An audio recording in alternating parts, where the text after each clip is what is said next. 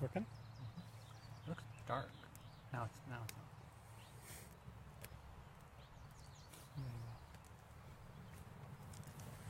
And chant together.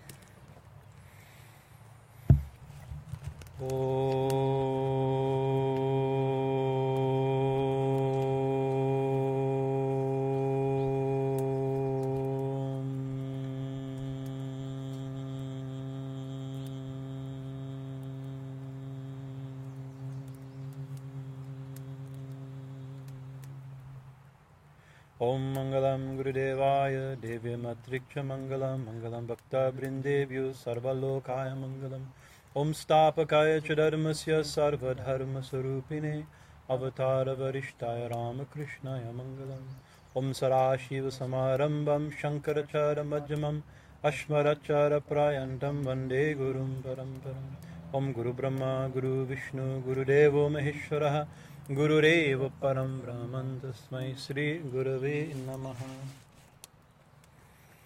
So happy the weather is nice enough that we can sit outside again at Dunimata. And last week, instead of a satsang, we had Nishingadev Huma. It was Nishingadev Chaturdasi, very auspicious. So we did, actually that's perfect. I mean, that's when I knew it was light enough and warm enough to be out here, because we were out here for the home one, and we did I think we discussed a little bit, so it worked out. And I think the previous week, was that when Swami Sarvadeva it was 2 weeks ago, or 2 weeks before. Last week we spoke on the puja. So we've been going through a little bit a bird's eye view kind of on some of the philosophical background to some of the aspects of puja based upon a few devotees who requested.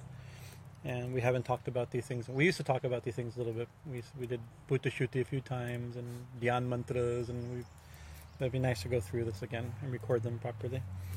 So what we've done so far is the Mangal Archana, the opening auspicious invocation mantras. We talked about Achaman, the sipping of water, the worship of Ganesha and tapping, all those type of things. And then what did we talk about? We talked Sankalpa, the statement of intent, right, and the Kavacha, the protective mantra. That's where we left off, I think, right? And we mentioned last time that the main part of the puja, there's main sections of the way kind of a tantric puja goes. And in a simple puja, they're very simplified. In a complicated puja, they're complicated. And so we have the simple puja. All the main points will be there. Like last we had Achaman, resolve, now establishing holy water. The same things will go on in the big puja, just expanded in a few extra things. But the main sections are there. So the section we are now is called Samanya Argya Stapana. Samanya Argya Stapana. And it's simple, it's not an exact translation, but the meaning of the section could be establishing the holy waters. And just like we're during the Achaman, we either sip from an Achaman patra like this, or like a koshkushi. This one's full of ghee. It's not really, but you know that you've seen that tantric double spoon set. This is one of them. There's usually a small spoon that goes with it. Thank you. You know my tendency. So we're using sometimes actually in a very formal and in proper Paka strict rules. There are two different things.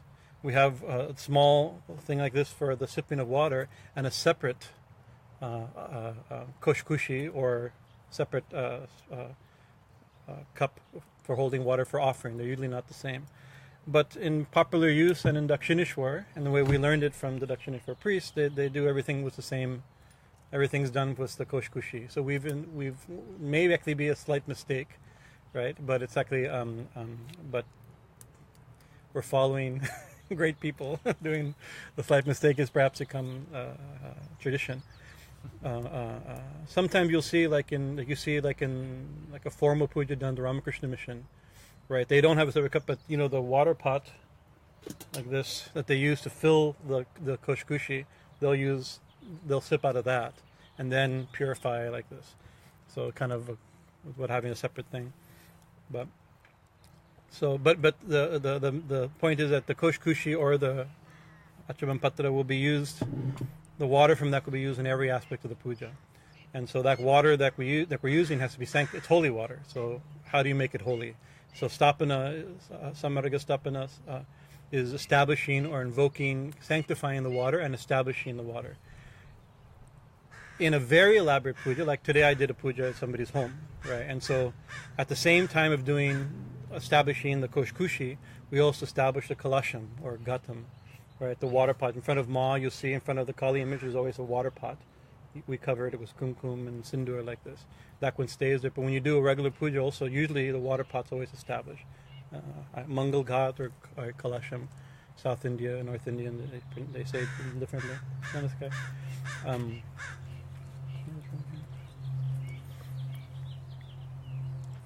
And so it's the same thing.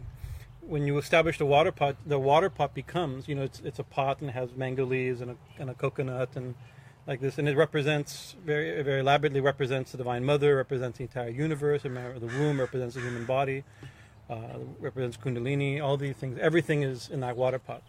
And we'll read. There's a beautiful long mantra. I won't read the full. I'll read the translation of that mantra to shows you what the conception of that water pot is. It's actually very brilliant. But every day we don't, in the temple, that water pot is established there permanently. But every day we're establishing a miniature of it in the koshkushi. And then we also establish it later in the puja in the kanch. So this samarga stapana is done again and again into the koshkushi, into the achaman patra, into the kalasham or gatam, and into the kanch later in the kanch. So it seems to be important, right? Establishing water. Now there's, you remember that, what was that? There was a book, not exactly the most scientific book, but a very interesting book. They made even a very bad movie out of, but it's like The Message of Water or something. I remember the thing where the problem is that it's very fascinating, where the idea that you hold water and you say something and the water molecules change, they take the shape. That can be true. I mean, unfortunately, it's like the examples that they gave, we have no idea what their sample size was. It's not the most scientific study, but fascinating idea nevertheless. The idea that water will take the vibration of the thoughts or the mantras. If that's true, we're mostly water. Everything's mostly water, right? And we charge at Achaman. We hold water and go Om Vishnu, or Om Ayam Atma Tattam Shuryami. So we charge it with water and then we sip it. The idea that the water will hold. So maybe it literally changes, and the patterns of the molecules of water change. I'm not 100% convinced. The evidence is not very convincing, but very fascinating.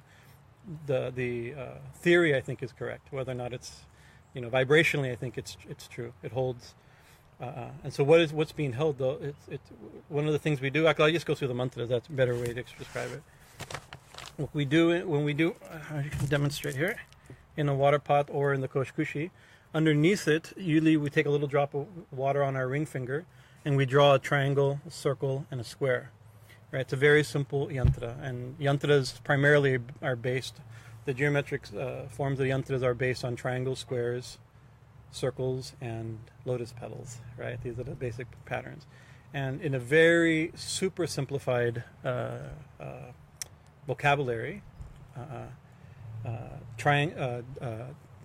downward-facing triangles are Shakti, right? And they're the symbol of the yoni, right? Upward-facing triangles are Shiva, masculine, representing the Shiva lingam, right? And therefore, you'd imagine a triangle, two triangles, like the Star of David, the Jewish star, or the Shiva Shakti. That is the Shiva and Shakti in union, or in stasis, or in equanimity, right? A circle is the experienced, we look up and see a circle. It's the experiential reality, the world as we experience. Lotuses bloom, right? So it's that energy from within expressing and unfolding that you can say unfolding, and the petals point outward. That's the outward expression of something. These are basic language, right? And the square represents the foundational, like a fencing or the four legs of a table, or the fence around a property. It's the thing that holds it's a solid foundation and the thing that holds everything together, right? So in this simple yantra, triangle, circle, and square, we draw this water. The triangle is Shakti. The circle is the world that Shakti manifests or holds or upholds, and the square is the physical reality. So what is that triangle? We draw and then we offer a flower. Om Hrim Radha Shakti Adibhyo Namaha. We worship with the mantra Hrim. We worship the power, that the upholding power. What is it? Adhara Shakti. Adhara Shakti Bhyo Namaha. The energies, the Shaktis that hold up. It's not just one, it's Bhyo, many. All these powers that hold up. So that means that there's, while we're worshiping on the ground in front of us or on the table in front of us, we draw this, but we're worshiping something that's holding something up. So if we draw it on the ground, it's what holds up the ground, holds up the earth, holds up the material world. So what would that be? Probably will know the answer. What would that be? What's the power that holds up the earth? Vishnu. You're jumping ahead. That's true, but not in this particular. The next month, that's the case, right? It's so. I'll give you a hint, right? This square, the earth, right? The square within that earth, we also have a square in our body, right? In our chakra system, the Muladhara is the square. It's a 4-petal lotus. Again, the 4, right? It's usually seen as a yellow square, right? So that's the earth element, or the earth material world, material consciousness, material manifestation, physical manifestation. Underneath it, right, there's the triangle that's underneath this Muladhara, that's Kundalini. At the base of Kundalini, at the base of the Muladhara is, underneath Muladhara is Kundalini, right? And actually here, here in our fire pit, this fire pit is that also, right? What you don't see, when we first built the fire pit, at the very base of the fire pit, we dug. It's a square fire pit, but actually there's a triangular pit underneath it. Same with the fire pit inside. In brick, we actually made a triangle and then the square. It's usually so full of ash and so compact you don't see. But the idea underneath the square,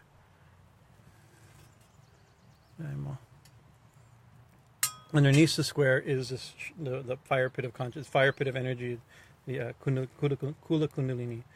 So just at the base of our spine, at the base of our Muladhara chakra is the Kundalini.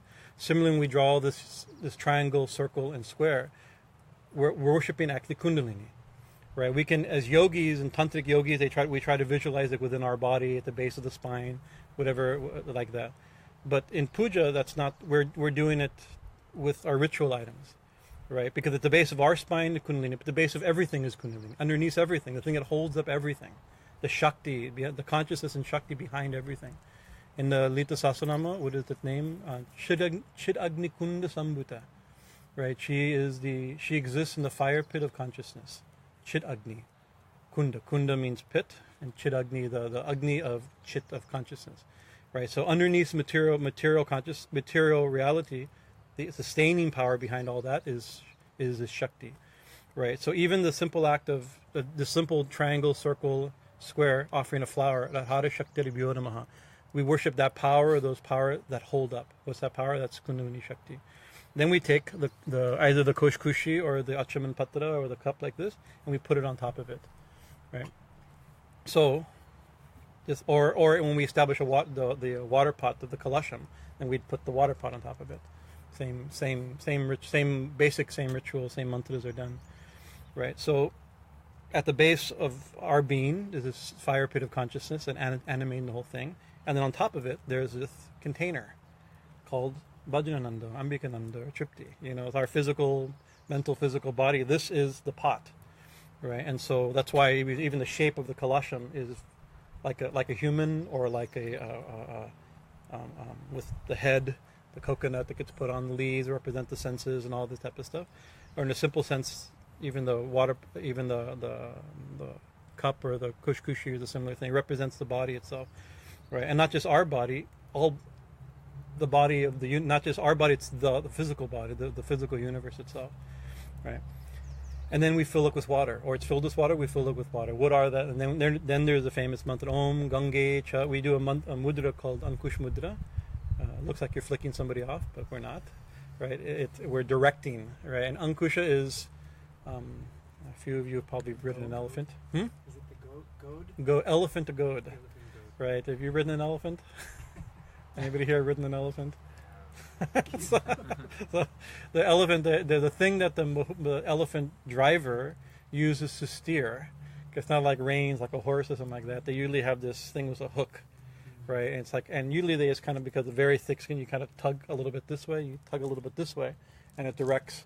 So if you think, of course, won't get into the ethics of training wild animals for like, that's a different issue, but still, think about it. This huge animal, right, is controlled by a little person with a little hook, right? So that little hook can direct a lot of power, right? So that's why the symbol of the Ankush Mudra is that of directing something tremendously. We believe that we're directing all these holy rivers, all these holy places, all tirthas and holy mountains, holy rivers, holy gods and goddesses, all being directed into this little pot of water, right? That's one thing. But also, in the Ankush, Ganesh is also the elephant, right? And he's one of the things he holds is the Ankush, right? That goad, the elephant goad, right?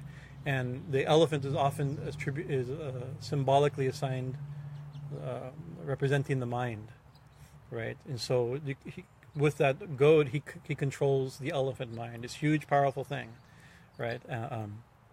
And so really what we're doing, not only we believe we with this mantra and mudra, and through our intentions, we can control cosmic forces, right? Bring down the Ganga, Yamuna, Saraswati, Narmada, Sindhu, and Kaveri rivers into your water pot, right? Right. But we're directing the mind to do so. To think, even just to think like these cosmic powers, the cosmic rivers, all being present here, that's a tremendous feat of the mind. Whether it happens physically or not, doesn't matter.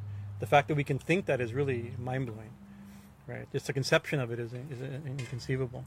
And so the idea is that so the scripture says that past the sun, on the other side, the sun is like a portal to the other higher worlds, right? This is the transition between the astral world, and so these holy rivers are actually goddesses, right? They live on the realms beyond the sun, and so by our calling them with the Ankush Mudra, we're directing to come through the orb of the sun, and down through through the various planets or different realms and levels like that, and to come to our water pot, or to come to our Kosh Kushi, right, or into our shower.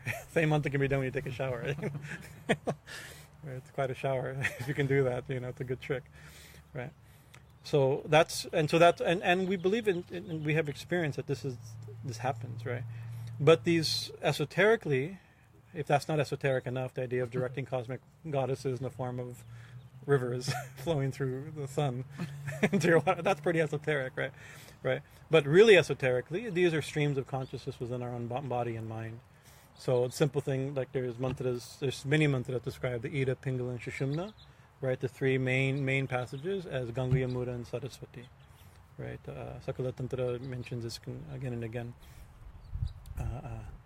So these, what we're doing, just like the square and the triangle and the circle are at the base of our spine, right? And the Shakti at the base of our being, right? The water pot or the Kosh Kushi or the cup is the body, and the Ganga, Yamuna, Saraswati, Narmada, Sindhu, and Kaveri rivers are streams of flows, streams of consciousness, or streams of prana or energy within our own body.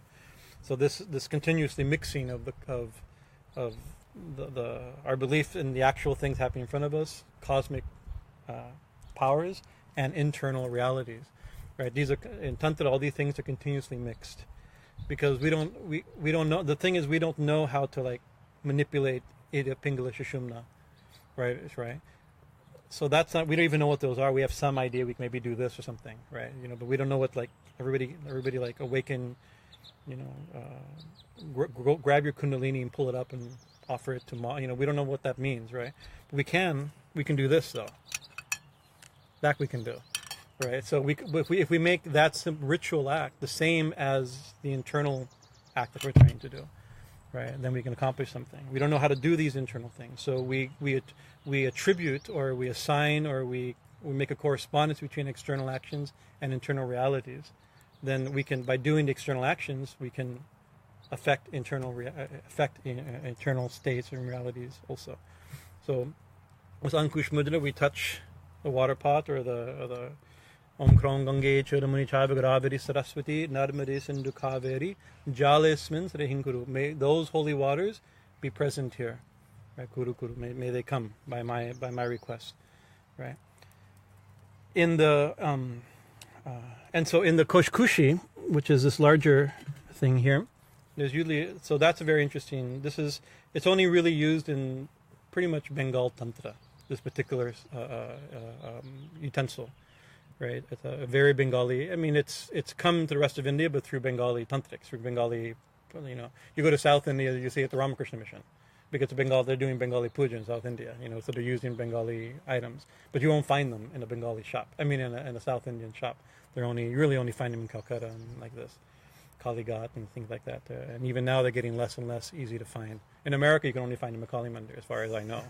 I've never seen one anywhere, ever anywhere outside Kali Mandir. Because that's one of the actually our gift shop started originally 20 years ago to provide koshakushis. We tell people it's good to do puja. Well, then you need puja things, and these things weren't available. So actually, grinding stones and grinding stones, sandalwood, grinding stones, and kushkushi. That's what started our puja shop. And still, after all these years, some of our best, the main thing, because we're the only ones that sell them. And they're not easy to find, Luckily, we have some good connections in Calcutta that help us get good quality. But the kosha kushi, the kosha is a larger spoon, and the kushi, which I don't have out here, I didn't think, is a smaller. It looks almost identical to the kosha. And kosha kushi is different meanings. I'm going to give a very simple. I mean, a scholar can dissect the Sanskrit differently, but in popular use, kosha is similar to, we use we have like sheath, right? We have the different koshas. It's related, not identical word, but related word, right? So it means a covering, a sheath, right? And a kushi, through the diminutive sound, it could be like that which is within a sheath, right? So the kosha and kushi. So there's a sheath and that which is in the sheath. So that could be many things, right? So if the kosha is the body, the kushi is the soul, or the soul, right? If the kosha is the universe, the kushi is the body, right? It depends on how you think of it this way, right? Right. The kosha also by its shape. This one is shaped very much like it. Most of them, they're shaped and they're open. That represents in the tantric symbolism the birth canal, the womb and the birth canal. And the smaller spoon is a yoni. That begins also the one within the other, or one is part of the other, right? So it's given this tantric symbol imagery. So again, the kosha kushi is again the symbol of that triangle in the circle, in the middle of the circle and the square at the base of the spine. It is kundalini, and therefore the water that we invoked, the streams of consciousness, the Ganga, Yamuna, Saraswati, and other rivers, is again kundalini, and its manifestations is prana, right? So this is really what we're sprinkling water, we're pouring water. Actually, these are flows of consciousness. These are flows of our own consciousness. This is the flow of kundalini. This is how the tantras describe these things. There's other mantras that are used. The other mantra that's often used for the establishing of holy water is Kalashasya Mukhe Vishnu Kante Rudra Samasitaha Mule Tatra Sito Brahma Madhye Matre Gana Smita. This is very nice. It's at the mouth of the pot. At the mouth of is Vishnu. In the neck, or the pot, or in the neck of the koshkushi is Rudra, Shiva. At the base is Brahma, and in the center we remember the matrikas, the multitude of mothers, all the forms of the divine mother, the shaktis. Right, the form, in other words, at the head, at the neck, and at the base, the form is Brahma, Vishnu, and Shiva, and in the center are the shaktis, Saraswati, Lakshmi, Parvati, like that. The shakti behind. It's another beautiful idea. Right. Sarva tirtamayam bari sarva deva samanvitam imam ghatam samagachaha tishtadeva ganesaha. All holy places of pilgrimage. Sarva tirtamaya bari. All the tirtas, all holy places of pilgrimage, right? Sarva deva samanvita. And all the gods, all are called to reside within this pot. That's another. And there's one I want to read you. This is called the Gautam Prana Mantra. I won't read the Sanskrit, but I'll read the. This is when we do this during Durga Puja and during like Kali Puja, Shama Kali Puja, Falaharnik. When we change the water pot, when we change it, these are the mantras that are done. I'll give the translation. Life has been invoked within you, and life has flowed into you. In this way, O Lord, our offerings made. In this make us shine. All the gods are part of the cosmic whole. All the demons are part of the cosmic whole. We prepare this pot to contain all these energies. So both gods and demons the pot contains everything. So this would be refer in, again with the Kundalini symbolism of that of the story of the churning of the ocean. The gods and demons working together. Hatha yogis, this will be literally pranayama. Ida and Pingala working together to churn Kundalini like this, but this is referred to later. We prepare this pot to contain all these energies. In the mouth of this pot is Vishnu, in the neck Rudra is established, at the base established Brahma, in the middle the mothers are remembered. In the belly are the 7 seas and the 7 islands of the earth. The rivers Aruni, Gomati, Chandrabhaga, Saraswati, Kaveri, Krishnavenu and Ganga, and all other great rivers, the Tapti, Godavari, Mahendri and Narmada. The various holy rivers and sacred places of pilgrimage are all established in this pot. All oceans, rivers, waters from all holy places of pilgrimage are invoked to pacify all that is wicked. The Rig Veda, Yajurveda, Samaveda, and Atharva Veda, along with all their limbs, are all established within this pot. Here, Gayatri, Savitri, peace, prosperity have all been brought together to pacify all that is wicked. The gods and demons speaking together are the churners of the mind. May that which is Vishnu himself rise at the top of this pot. Within you are all holy places of pilgrimage. All the gods are established within you. All beings are established within you. All life is established within you. You, O Lord, are Shiva. You are Vishnu and Prajapati. You are the sons of Aditi, the bringers of prosperity, Rudra, the universal deities, and the ancestors. Everything has been established within you, who grants the fruits of all desires. From you come the fruits of sacrifice. May those blessings increase. Manifest your presence here. Lord, please be pleased with us. We bow to you again and again. Okay, we'll let it go. It's getting too smoky. Scare the neighbors. You can bring that down. No. Down all the way down, so it's okay. It's okay like that. So that's fine. We have to keep the flame going until it gets down a little bit more. Okay. So water, a pot of water. It's not just a pot of water; it's everything, right? And as our Sri Ram has wonderfully said when we first began to give some general instructions on these things, he says, "So everything means everything, Swami." Yeah, so that's it. Everything means everything, right? It means what we're trying to do. It has symbolic meaning, it has cosmic meaning, has energetic meaning, has psychological meaning. All the things put together make something very powerful, right? Deeply, deeply significant. Any questions thus far? Very simple. Everybody gets it perfectly,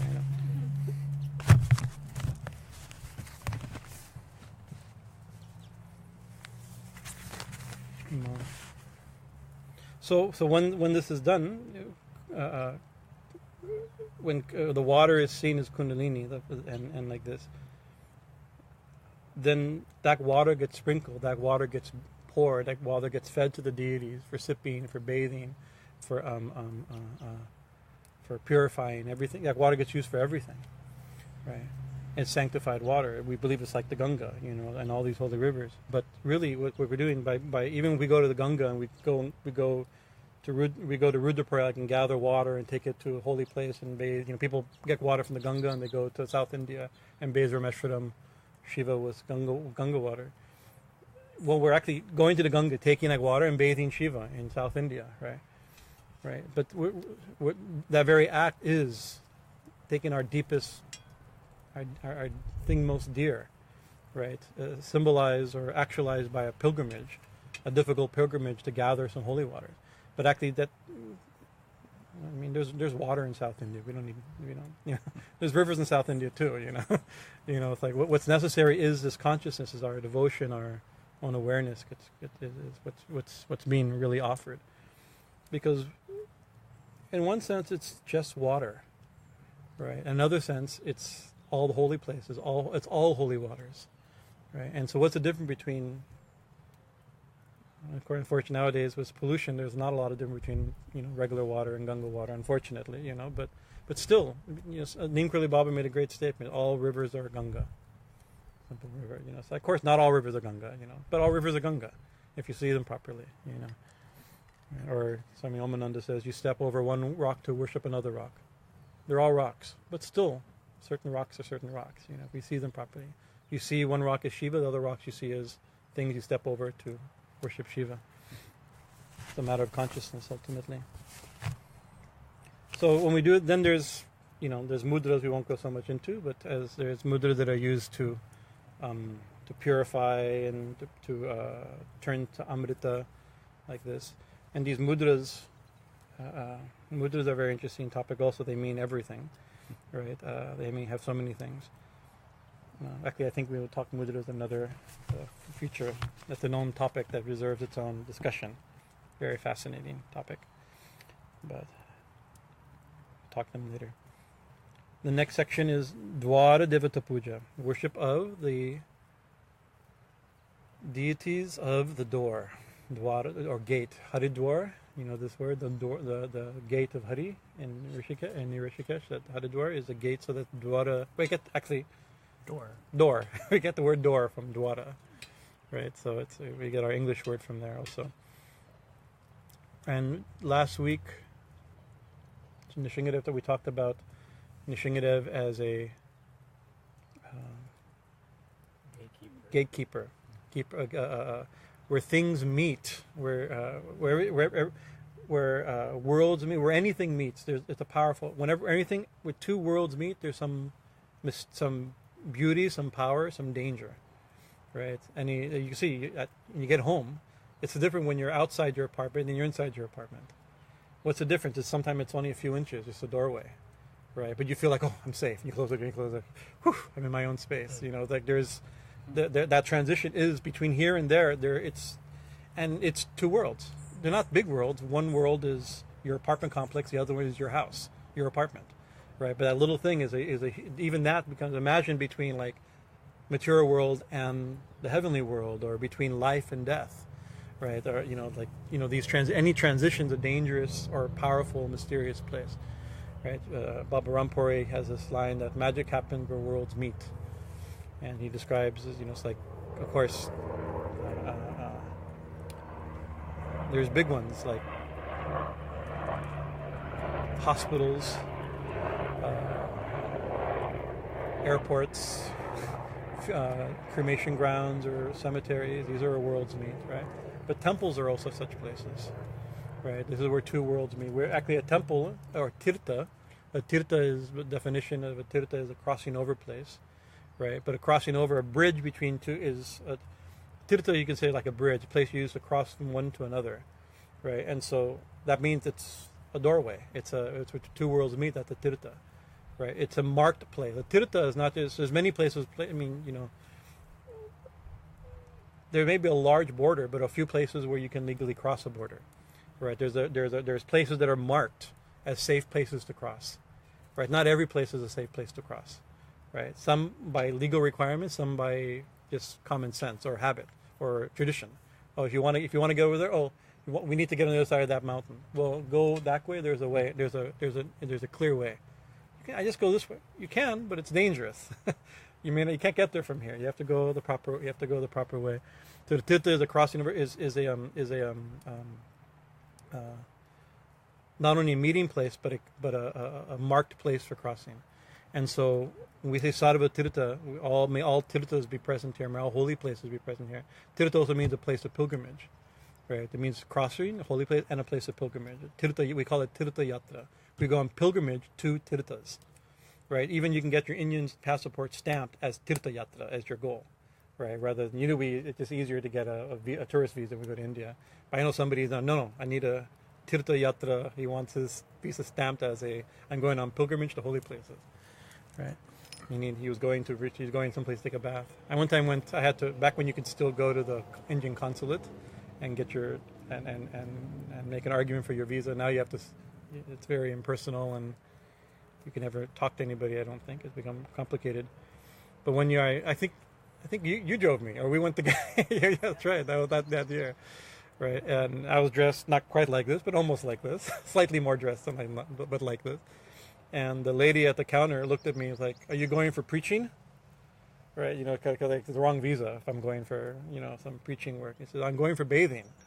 She kind of looks at me. She wanted to laugh because I was being very clever, and she appreciated how clever I was actually being. But you have to be really serious as a consulate worker, It's like, but you can see it, it's the wrong thing. But anyway, I was going to take a bath at the Sangam. That was my purpose of my trip, right? To go to the place called Tirtharaj, the king of holy places, right?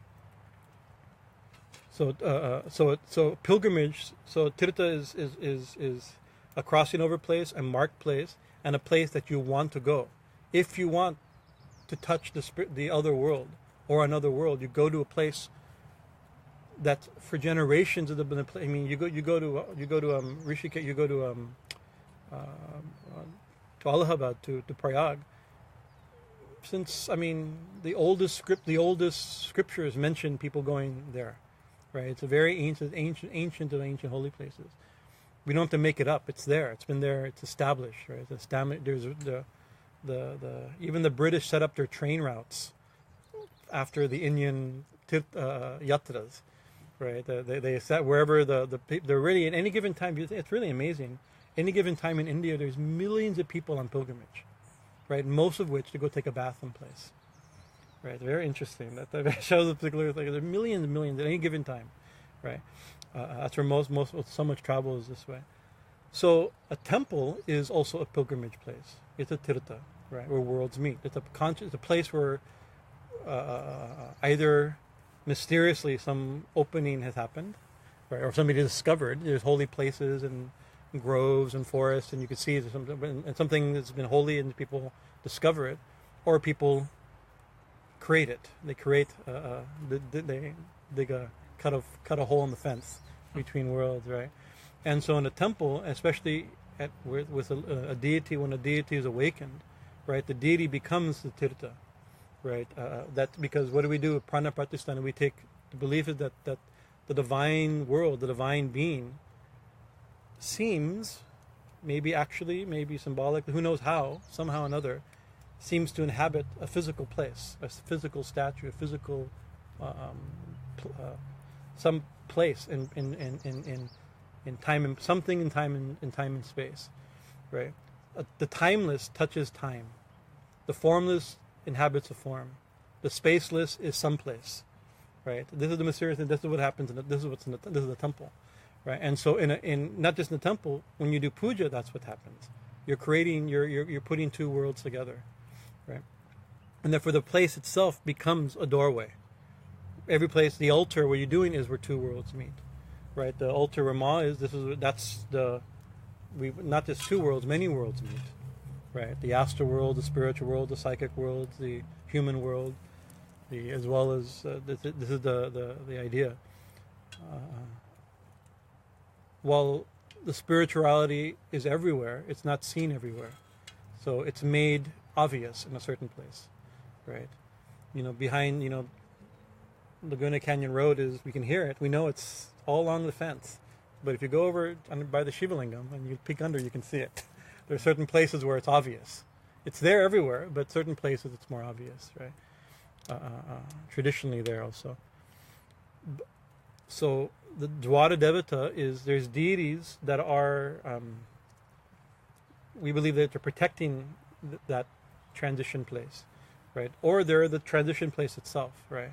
And of course the deity itself is a transition, but the place into a tirtha, which is the big doorway, also has a doorway, right? A gateway, right? So you see in any temple, even our temple, you have to go under an arch.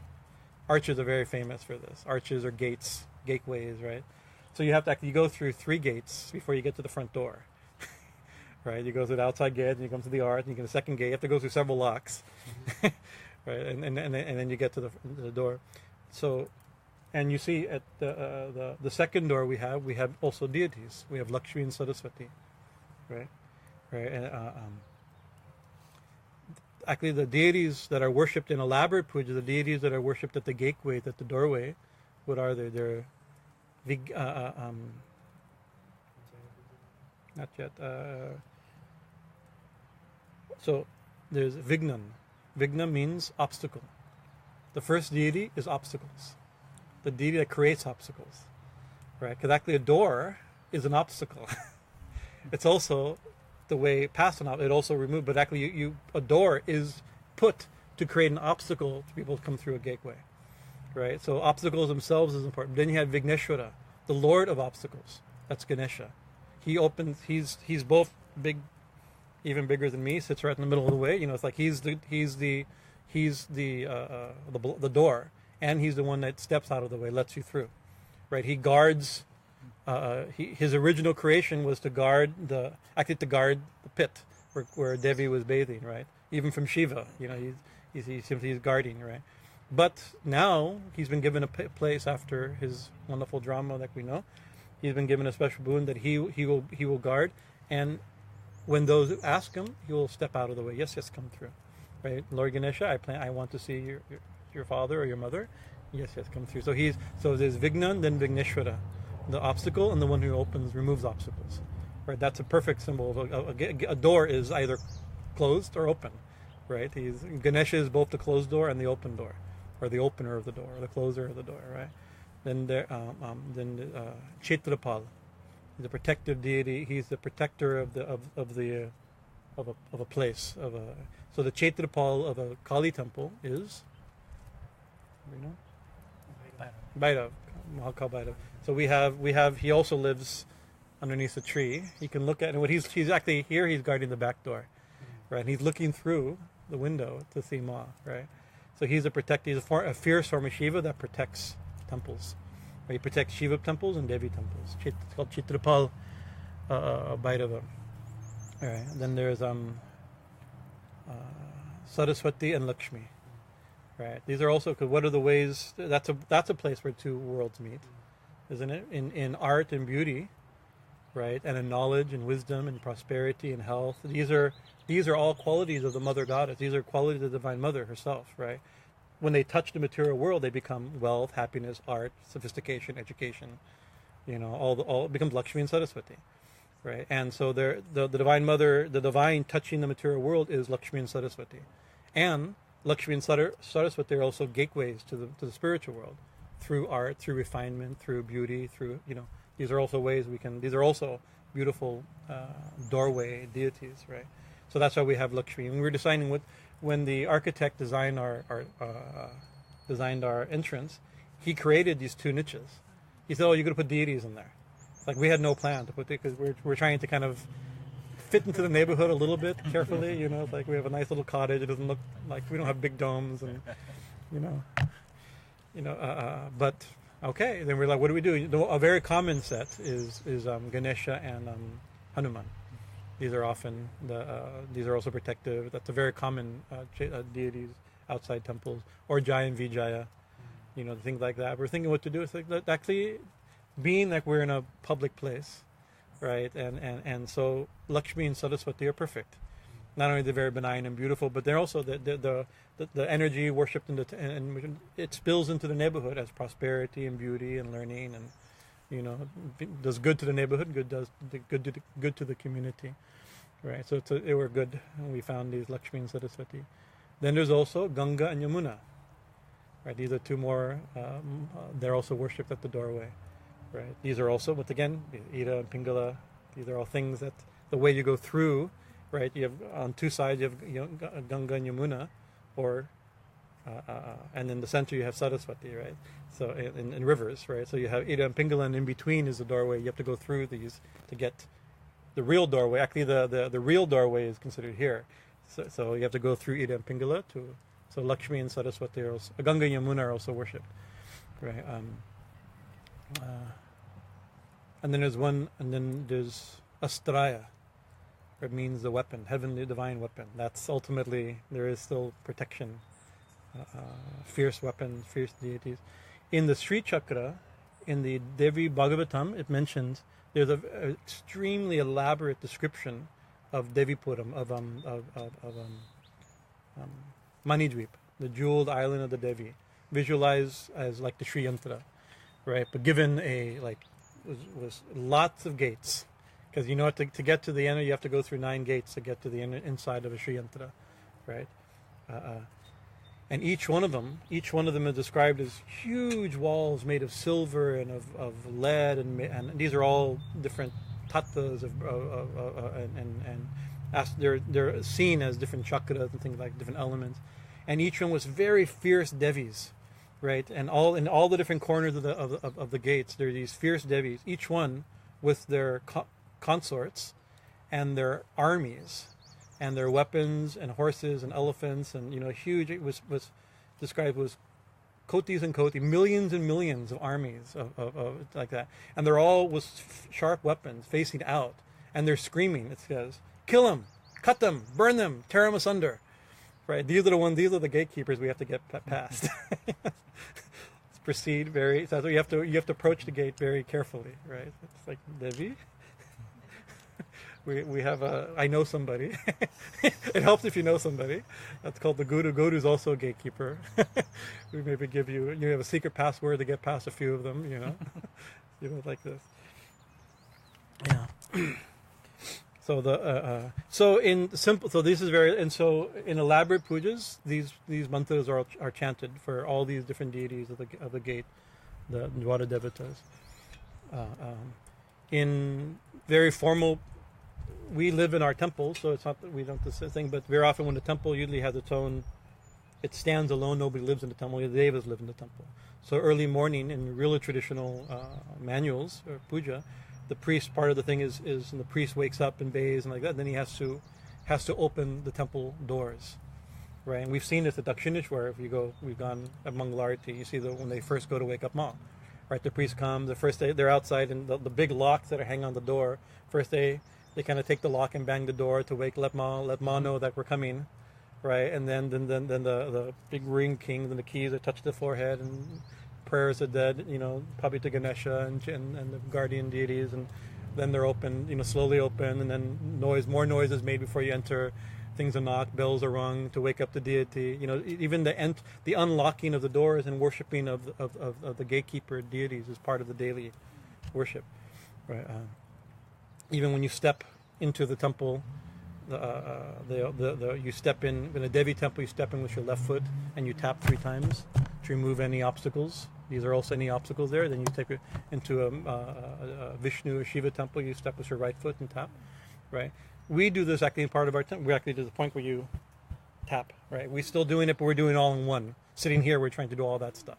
But actually, if it's spread out through the 64 items of devotional, the 64 items of seva, 64 seva items in deity worship, one of which is entering, knocking, opening the gate, tapping your foot when you enter the house like this.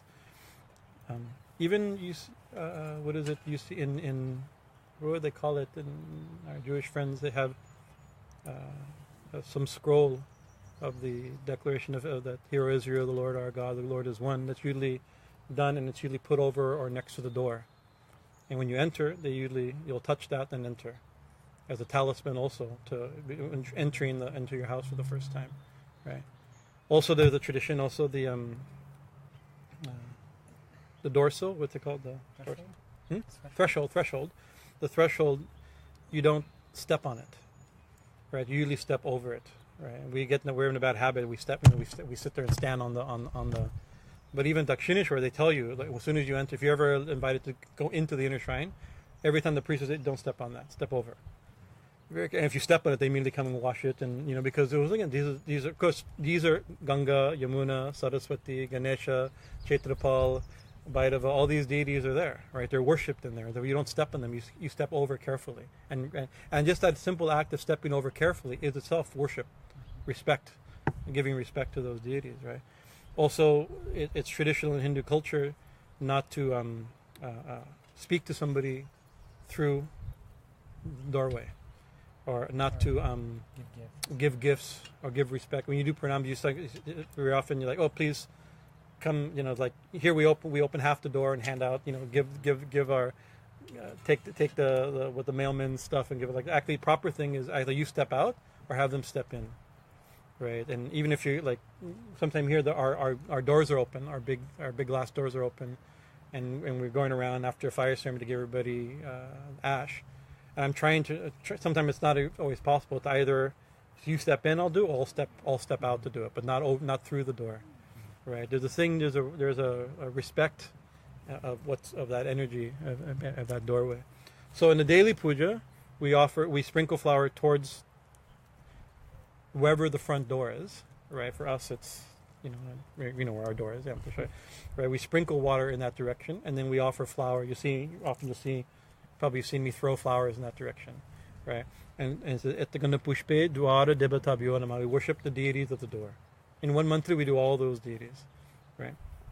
And then here, as part of this, we also worship in the southwest. We sprinkle water again towards the southwest. In our situation, it's the same. Our door is in the southwest. And we do Etaganda Pushpe Brahmane Namaha and Vastu Purushaya Namaha. So Brahmane is, here it refers to Lord Brahma, right? With his forehead, he bears witness. There's many reasons, and given generally the way we were told is that with his four heads, he's witnessing everything. So he's there watching the puja, right? And the other one is Vastu Purushaya. So the Vastu Purusha, you've heard of Vastu Shastra, the science of direction. Even today at the home we went to, where they're asking a lot of Vastu. It was primarily to fix Vastu. The whole puja was there, how to fix some problems in the Vastu, the directions like that. And every house, every property, every vehicle has what they call Vastu Purusha, the personification of that place. It could be, some hold, Vastu is a form of Vishnu or a form of Shiva himself that resides in a building or a place, right? Or every place has its own personality. It can be seen either way like that. And generally, like his head, the way he's envisioned, where his head is, where his feet are, where his stomach is, and even a really traditional Hindu temple is designed taking account where Vastu is laying, right? So the deity eats where his mouth is. You enter where his feet are, right? Things like that. That the way the proper entrance is like that. Not every house is built that way, right? But it says in Tantra Shastra that if you do not worship Vastu Purusha, the presiding deity of the house, right, or like that, then any auspicious work you do there, he steals it and eats it. Now, whether that's true, I'm just telling you what the verse is. That, and you can see sometimes we're doing, but everything we do seems to be swallowed up, right? That we say, some demon is eating it. He's eating our good karmas, So the thing is, by giving honor to the place also. And also, like today at this puja we went to, it's a new house. I think that's part of the problem. It's a brand new house, right? There was 2 years ago there was nothing there. Actually, it's part of the military base. It's where the Great Park is now. Part of the housing development at the Great Park, right? And it's like most places people have been living there for generations, right? The radiant energy is there.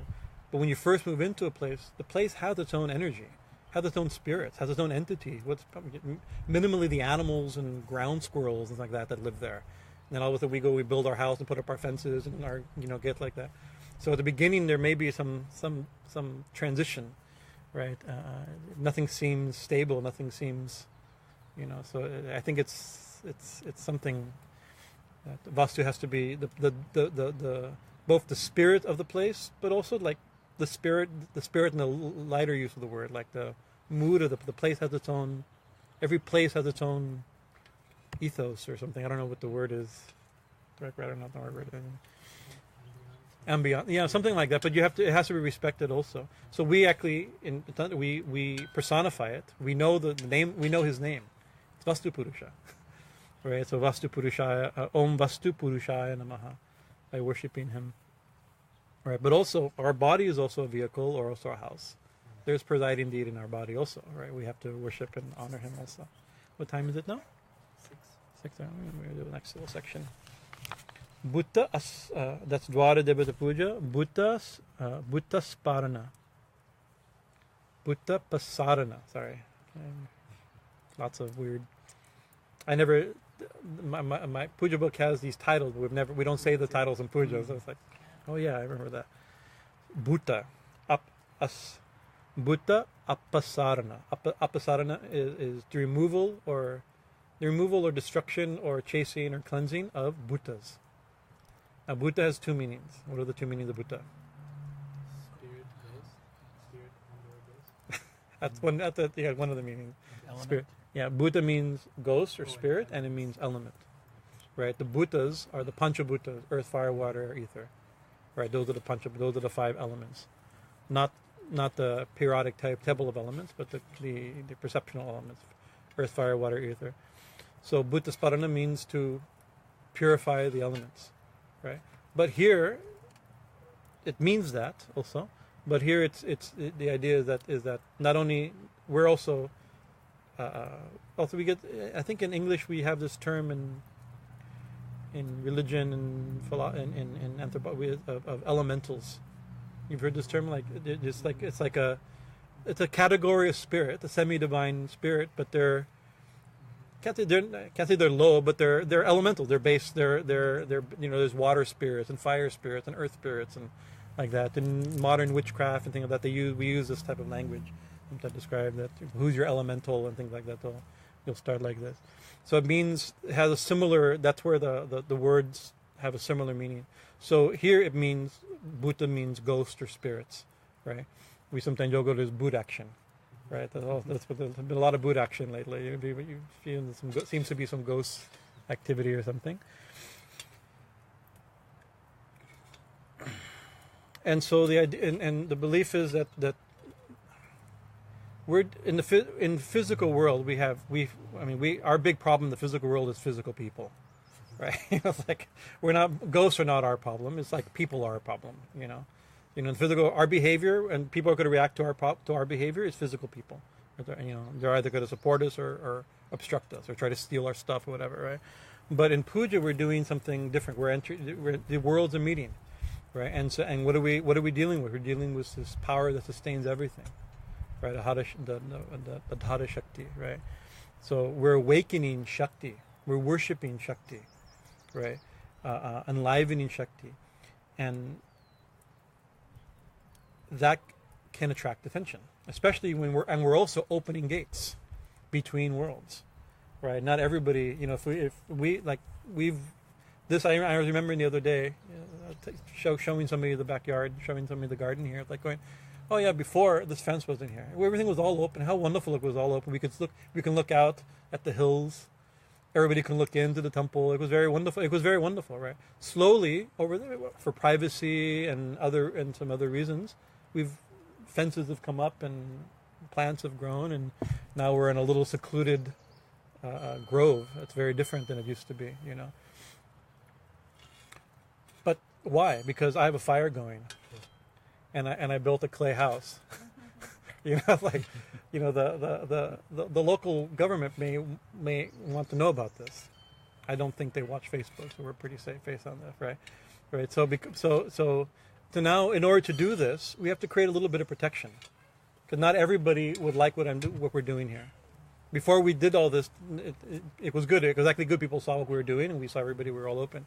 Bit by bit, we're not doing anything wrong, but we're sitting there doing weird rituals around a fire during fire season. People were like, it's people. So privacy is good. So there's a sense of protection, and also like a temple. Not everybody likes temples. Maybe there'll be, you hear people, there's vandalism, churches are burnt. You need protection also, right?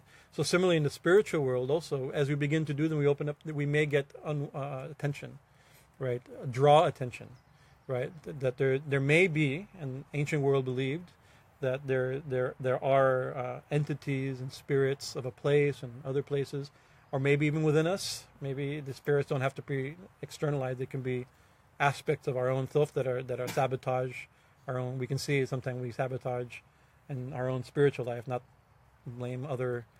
Don't blame me. Blame unseen subtle entities.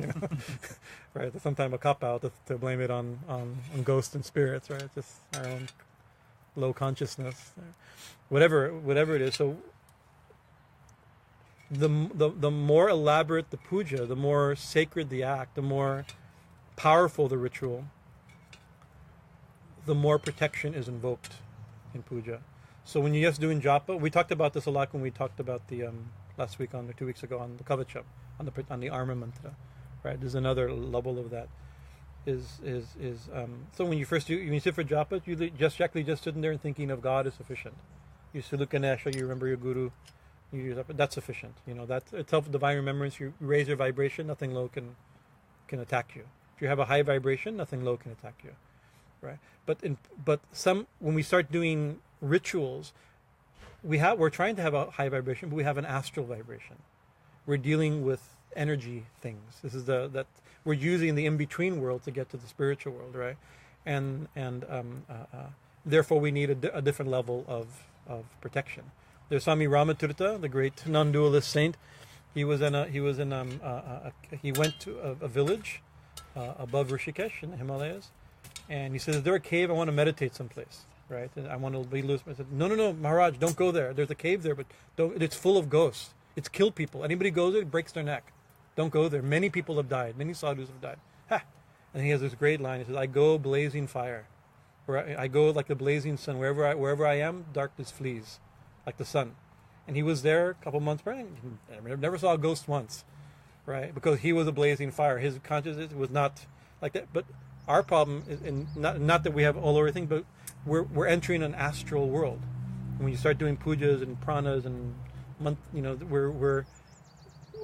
we're not at that higher level. We're in a certain sense dangerously invoking that astral world. So we need to protect. We need also protection. So in simple puja, simple mantra like this puja, it's just a simple mantra, some simple ritual and a prayer to remove any ghosts or spirits. And more elaborate pujas during Durga Puja, we do more elaborate things. We make an offering to the spirits. We like this. During Vedic yagyas, there's to do a big Vedic yagya in ancient times, you'd have to hire the experts in the Atharva Veda. The Atharva Veda is that category. People who know, we have to do certain pujas to protect you, to invoke certain spirits, to protect you from other spirits and all. It's its own world like this. Yeah, it's almost. We have also that Oh yeah, that resin. that one, yeah. You need to chisel at it with the scissors, though. Give it them to chisel. Need to mask the. Yes. Because these incense are not the best. That's the one I use to start fire. Is not the smell good. Yeah, it's chemically.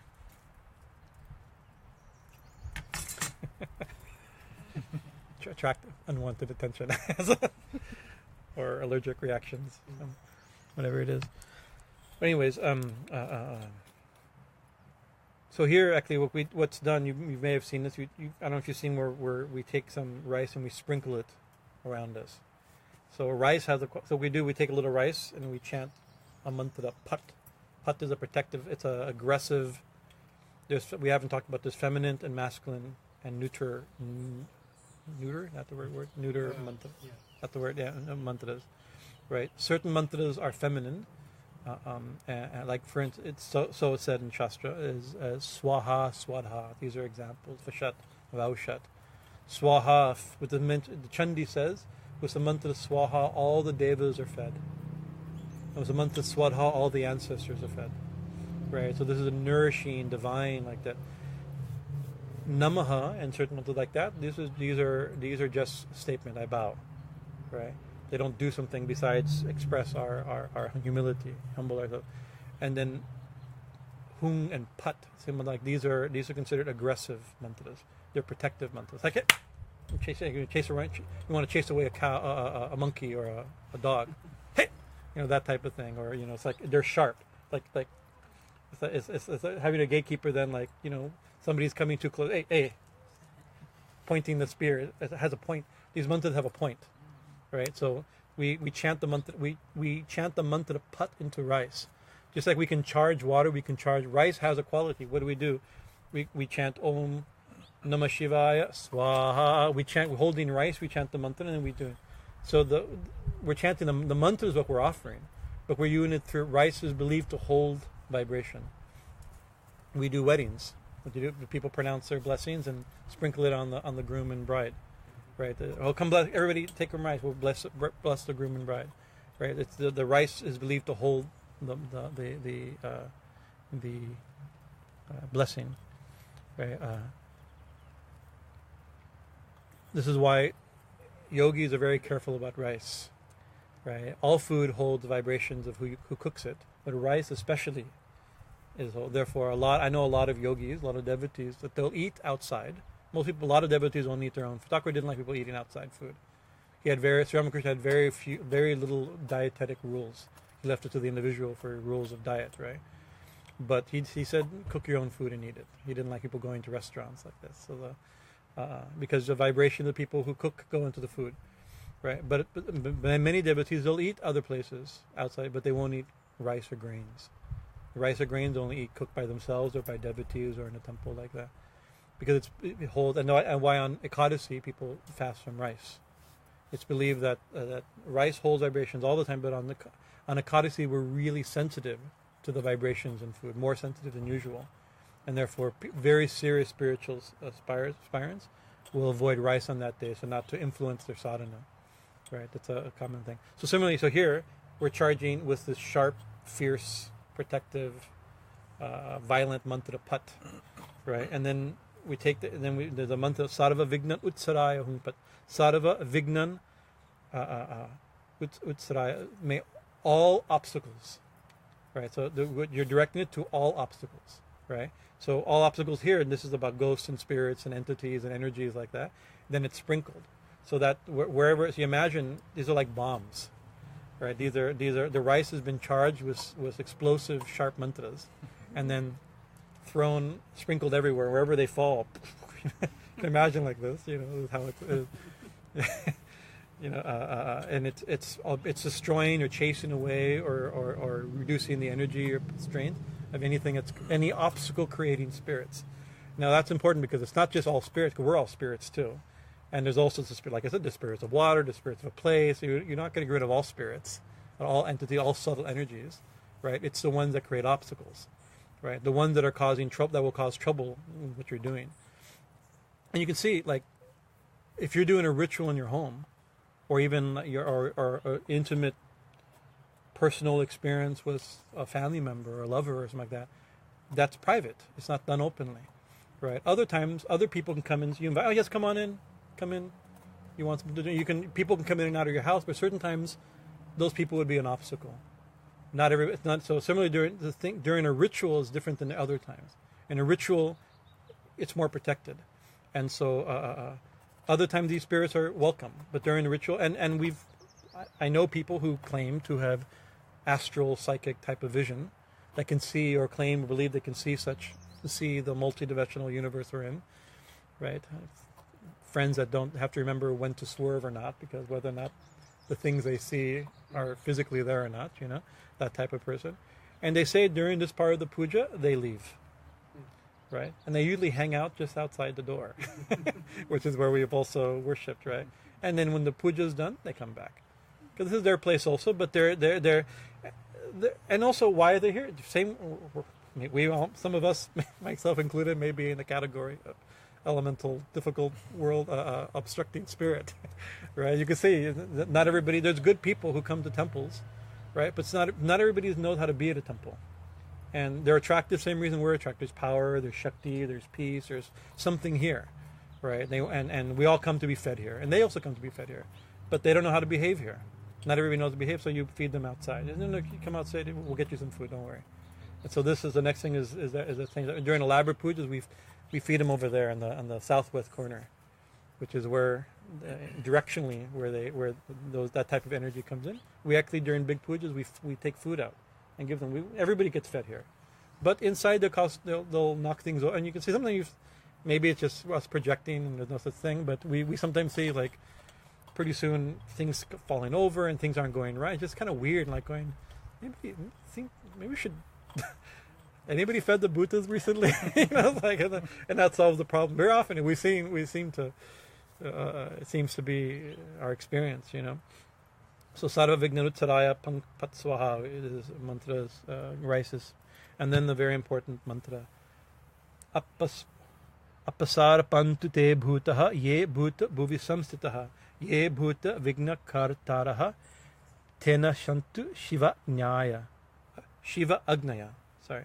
May all ghosts, earthbound spirits, and the spirits that create obstacles, right, leave this place. But we're not. How? Who's gonna? I mean, why should they listen to me? You know, if leave this place, and they'll just they'll laugh at my face. I said, I've been here a long time. You're a newcomer here. Like this, I would tell you, there's at the Laguna Beach Hare Krishna temple, right? Many people have seen a ghost over the years, right? They call him Bhakta Bob. I don't know if he's still there, but he was there. He was there 20 years ago when I knew some of the devotees there. And like a good ghost, he lived in the attic. And like a really good ghost, he was a 40-year-old man who dressed in a bathrobe and carried an axe. And many devotees have seen him usually in their dream, falling asleep, oh, this is too good. But he doesn't bother anybody. He just lives in the attic, right? So there is a ceremony that's done when a deity is installed, right? And there was the new Gaura-Nitai, the old Gaura-Nitai deities, Chaitanya Nityananda deities, were replaced due to some damage. They bought new ones, and it was very fascinating. It was a 3-day or 2-day ceremony. 4 fire pits were going on at the same time. That's the first time I saw a real, full deity installation, right? But on both sides of the shrine, there was there were 4 watermelons, and the kids the night before had painted awesome faces on them, right? And I have a feeling that maybe even our jack-o'-lantern idea may have some connection to this practice. Jack-o'-lanterns have a lot of layers of history, but this, I believe, could be partially one of them. And what they do, the priest actually invokes all the ghosts and spirits and like that into them for the festival. And so if you're a ghost, if there's a thing, if there's a ghost, what do you want? You want a form. You don't have a proper form. And you want attention. Nobody pays attention. Nobody can see you or hear you or touch you, right? So you give them a form. And then thousands of devotees comes and like, wow, look at those. Look what the kids did. You know, like they're oohing, eyeing, and they're fed and they're dressed and this whole type of thing, right? So the idea that they're also, you keep them occupied during the ceremony so they don't cause trouble. Because there's a lot of things, there's lots of fires and children, a lot of things that can go wrong. But then right before the deity's eyes are opened, right, the actual moment, the watermelon is picked up by strong, rough type devotees, right? There's always some ruffians, picks them up and they're taken out the front door, carried out front, and they're smashed on the street outside. They're taken out and thrown out.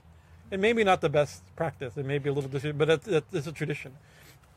Right, and I remember it's like I was fascinated by the whole thing. Like, what's happening? And I remember there's one boy. His name was Bhakta Jeremy. I don't know. He had his other spiritual name, but I knew him as Bhakta Jeremy.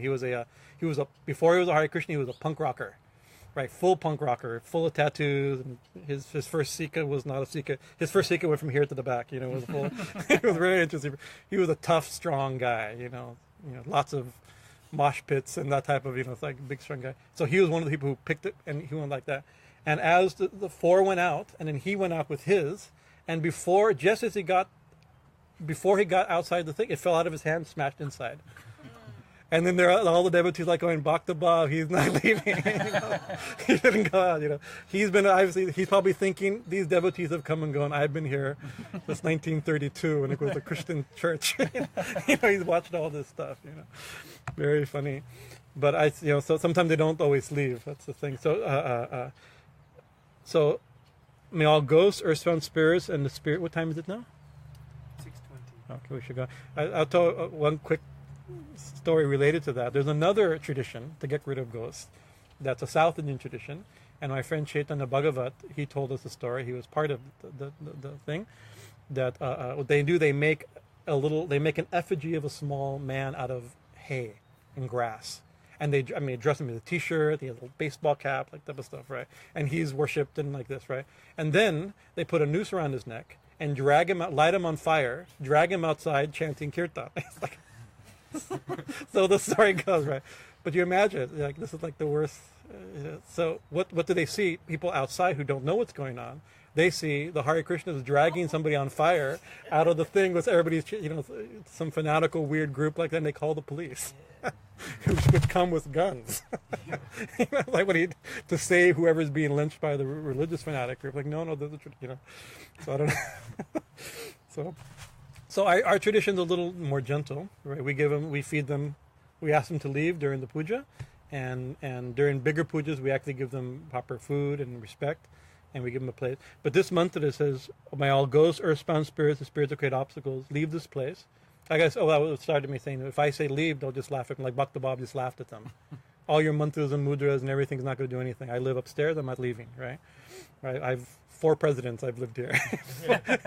4 administrations of Hare Krishna Temple, I've been here. Right? They know better. Right? But Shiva Agnya, on the command of Shiva. Right? Shiva has some power. And Shiva gave this mantra in the tantras. He says, you can mention my name. Say, I'm telling him to go. Right? And what's Shiva's name? Bhutanat. He's a lord of ghosts and spirits. He controls them. Right? They're his devotees. They're in his vibration, right? And also, this is also very beautiful because we're not like, just put a rope around his neck and drag him outside and beat him up. And, it's like, what a horrible way of treating other subtle beings, It's like, now we're going to build this place. The first thing we have to do, we just there's a bunch of gophers. Let's gas them all and kill them all. No, we may have to get rid of them, but you have to, it should be so, there's a nicer way. They were here, we bought the place, we're living here, they have to leave. But how do you do it? It shouldn't be so dramatic, right? So this is actually, Shiva gives blessings to these. So if there's a ghost or a spirit that create obstacles, they're bound, right? And chasing them out, this is a place where they could be benefited. Why are we chasing them out, right? A holy place, we're also bound. We don't be chased out. Usha will say, get out. If we misbehave, Usha will kick us out too, right? So, but luckily, but Musha is very merciful, so she's trying to have our ultimate benefit. So Shiva will benefit them. They'll hopefully also go to the abode of Shiva, and they'll be able to be further benefited. In elaborate pujas during Durga Puja, they're after they're given certain types of food that's appropriate to them, certain energies and certain very tamasic type of things are offered to them, and they're given a job. There's a big festival going on, you protect this place, right? Then you put them, you give them a good job, right? But then there's a mantra that every time we chant it, even thinking about it, I get chills because I know it works. It's like after all this puja, it says all other beings, right? In other words, the ones that won't leave, that won't obey Shiva, that won't protect. These are evil beings. Right, these are dangerous beings. Anything left that's actually, forget your mantras. We're attacking. This is our place. We're not. That type of, right. So then those we assign to the gnashing claws and teeth of Lord Nrsingadev, right? Because Nrsingadev is the one but also Nrsingadev, his cruelty, his ferocity, ripping apart Hiranyakashipu, was also merciful. He liberated him. So it's also, we want Shiva liberates him gently, right? Hara hara boom boom. they drink some bang tandai and they go off thinking Om Namah Shivaya and they move slowly to the higher realms, right? You give them like this, but certain ones Nrsingadev has to rip apart. If there's sometimes, and during very elaborate certain types of pujas, that level of purification has to happen. And most of the time we're not the vibration. Whether they exist or not, who knows? Who cares? They're not on our vibration, right? We were talking this morning, somebody told me right now, all of us, right this second, there are devis, divine devis, pouring amrita on your head. Right? There's also demons screaming obscenities in your face. Right? It's like according to, whether these are just all in our own head, who knows at our levels, or there's an astral realm. Thank God we're not conscious of most of them. Right? Some people might be, and that may be one way to think of like mental illness and modern day we don't think this way, but there could be. The ancient world saw mental illness this very way, and we've had some experience like that, right? So maybe we shouldn't put our vibration either at astral. So that's why not too much attention is given to this. Is quick mantra, pat pat pat pat, sprinkle. May all earthbound spirits create obstacles, leave on the command of Lord Shiva. Bas, sufficient. Don't need to give too much attention, because too much. I've been sitting here one time. One devotee had some boot action, right? And so reluctantly, I began to give some cures, some things they could do with this yantra and this lemon and using lemons in this way and like that. But I felt very uncomfortable doing it, right? Because, I mean, it may be necessary. And then Igor was here, and Igor says, the problem, Swamiji, if you start talking like this, you're giving actually very good advice. But pretty soon you'll be, that in the astral world, you'll be known for that. And pretty soon you'll start attracting people who need problems with to clear ghosts from their house, right? And we don't want to be that. There's some sadhus, that's what they do. They clear ghosts from people's houses, right? Because it just, the energy attracts that, and pretty soon those are the people that come. What your vibration is, what you attract. Right, so we're not trying to, we're trying to remove these spirits, not attract these spirits by giving too much attention, right? I think it's when in walking in the Sangam one time with our Guru Bhai Swami Govindananda, there was one girl who came from Benares who stayed in India a long time, and she made a come, Swamiji, he said, being at our ashram, you're the first two Swamis, the first two Babas that aren't ganja smokers. They're the first two Babas I ever met. And then I looked at Swami. Is it time? Okay. We'll end this story. The first two Babas that I've ever met that aren't ganja smokers. And I thought, I stopped and I said, actually, it's interesting. I don't know any ganja smoking Babas. And I know thousands, I know hundreds of Babas. Right? I probably met, we saw so many bandaras and like we know so many Babas, right? But just our vibration is different, and therefore, at our ashram, that it never doesn't come up, right? Where other people that did were like an exception rather than the rule, right? So it's what you pay attention to, what you search, what your vibration are, that you attract. So we don't want to attract ghosts or attract spirits or awaken weird psychological. Maybe spirits and ghosts is an ancient way of describing our weird, icky psychology, who things lurking in our unconscious like that. Whatever it is, or maybe they're simultaneous or react to each other. Whatever it is, it's not a good place to put the mind. Krishna says in the Gita, those who worship the ancestors go to the ancestors. Those who worship spirits go to spirits. Those who worship me come to me. Right? You think of God, you go to God. If you think of ghosts, you go to ghosts. Even Sri Ramakrishna had a disciple, Niranjanananda, Swami Niranjanananda, who was a psychic medium in his youth. People would hire him to talk to their ancestors, to get rid of ghosts, to like all this. He had that. He was from childhood. He was a prodigy and psychic prodigy in these type of things, right? He could channel all this type of things that we'd hear about, And Sri Ramakrishna, hey, what are you gonna do? You gonna become a ghost? Give it up, stop it. And so he stopped. Because he said, if you're thinking like that, you'll enter. That's what the world you'll live in. Right? You think of God, you'll go to God. So this is not meant to give too much power to the astral entities. It's to forget the astral entities and remove them, at least temporarily, out of the way. Because most of the time we wouldn't notice them, but during puja, we become we're making our mind subtle. And another thing is that we also we're covered with, our aura is sealed up. Right, we're closed up, so we're walking around with blankets on, hiding everything. Nobody notices us, right?